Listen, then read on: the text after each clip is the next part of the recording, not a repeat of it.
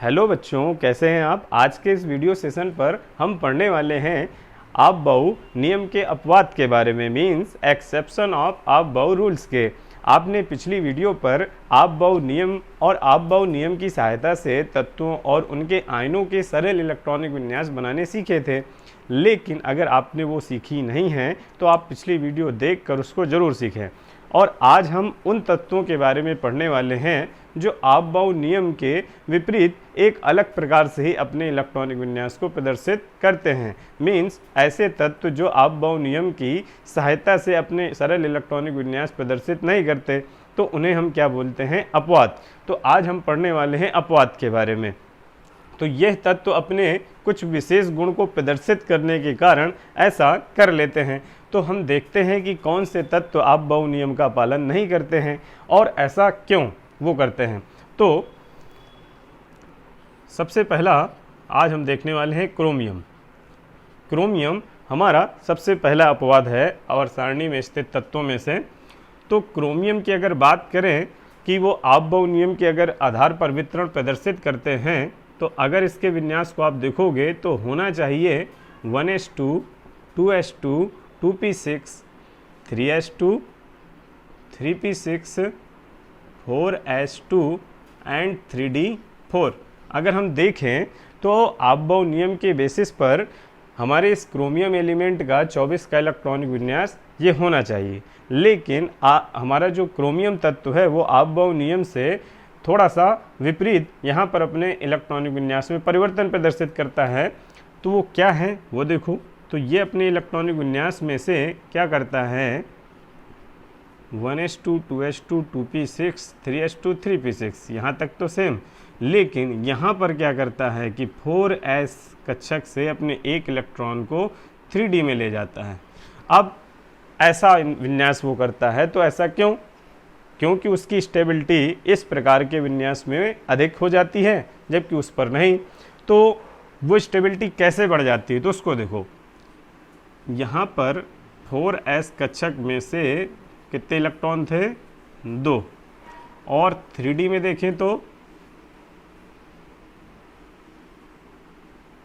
3d में हमारी 5 कक्षक होती हैं। तो 5 कक्षक हमने यहाँ पर बनाई और पांचों में से कितने इलेक्ट्रॉन भरने, केवल 4 भरने। अब इस प्रकार के विन्यास में आप देखो तो एक तो युग्मित है और ये 4 अयुग्मित इलेक्ट्रॉन हैं, लेकिन इस प्रकार के अगर विन्यास को वो प्रदर्शित कर लेता है तो उससे उसको कितना ज़्यादा जो है यहाँ पर फायदा होने वाला है।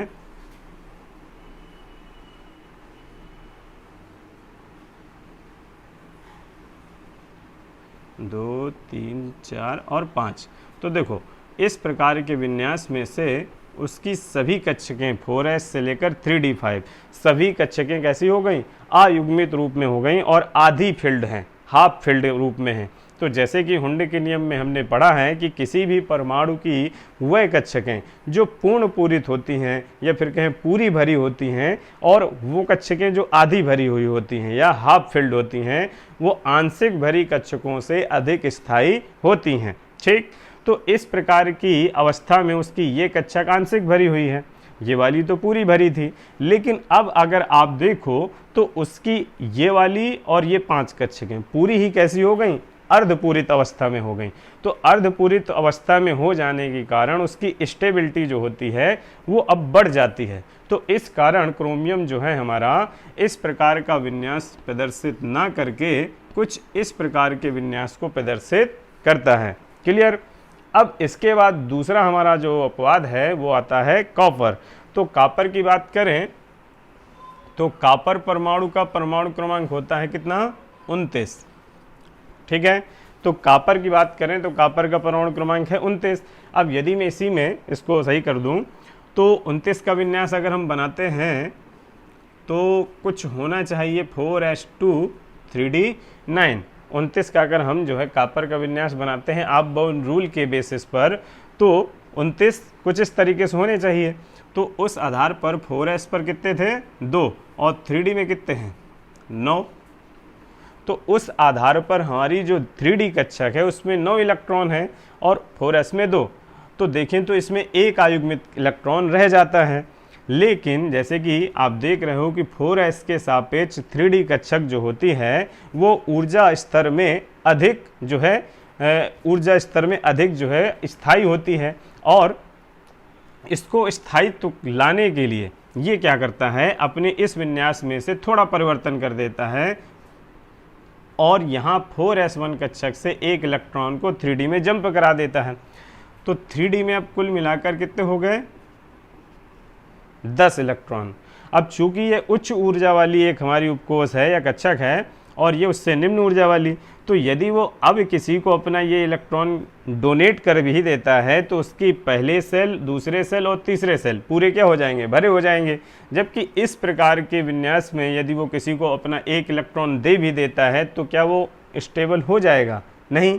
ठीक, तो इस कारण से अपनी 3D कक्षक जो इसकी उच्च ऊर्जा वाली कक्षक है उसको स्थायी बनाने के लिए ये क्या करता है, अपने 4s उपकोष में से एक इलेक्ट्रॉन को जंप करा के अपनी उच्च ऊर्जा वाली उपकोष 3D में ले जाता है।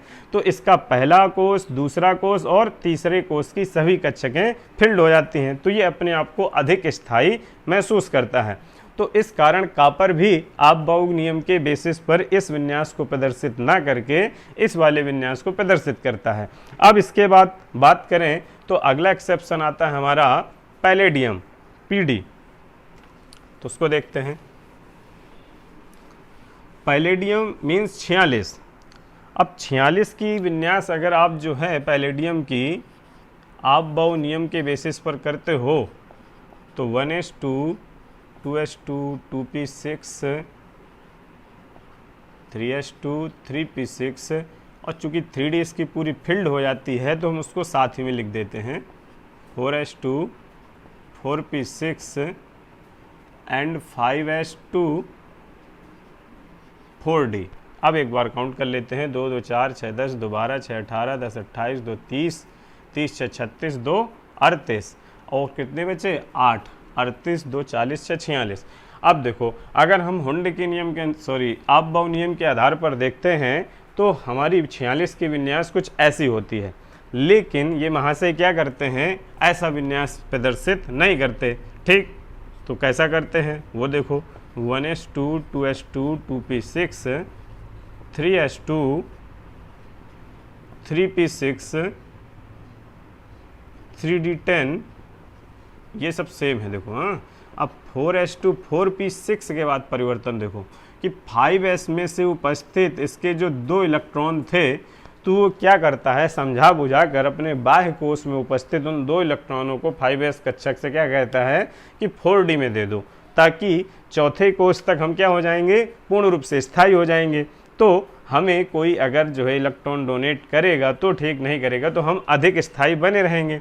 तो यहाँ पर 5s2 महाशय से पैलेडियम क्या करता है, अपने 2 इलेक्ट्रॉनों को इसमें जंप करा लेता है। ठीक, तो इससे 5s कितनी हो गई, 0 और 4d हो जाती है 10।